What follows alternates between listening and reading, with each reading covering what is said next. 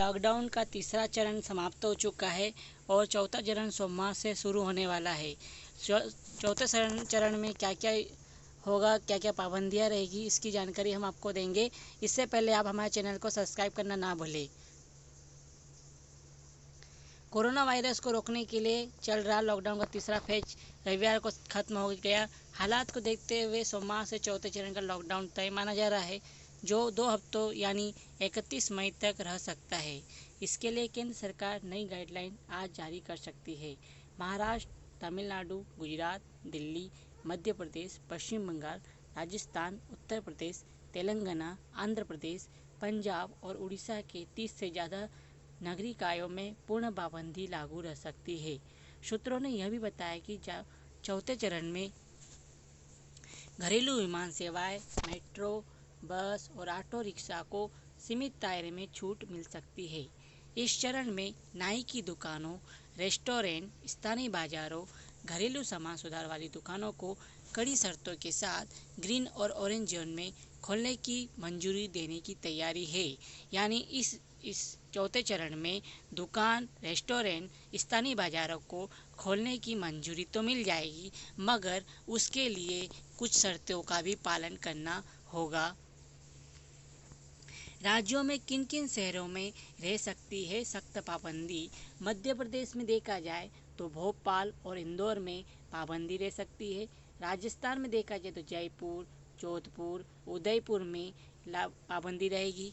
महाराष्ट्र में मुंबई, औरंगाबाद, पुणे, पालघर, शोलापुर, नासिक और ठाणे में रहेगी। उत्तर प्रदेश में आगरा और मेरठ में सख्त पाबंदी देखने को मिलेगी। दिल्ली में तो दिल्ली ही शहर है।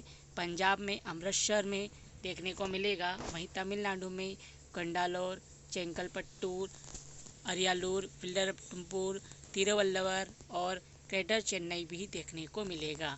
गुजरात में अहमदाबाद, जो कि कोरोना का एक प्रमुख स्थल हो चुका है यहाँ पर, वहीं वडोदरा और सूरत में भी कड़ी पाबंदी देखने को मिलेगी।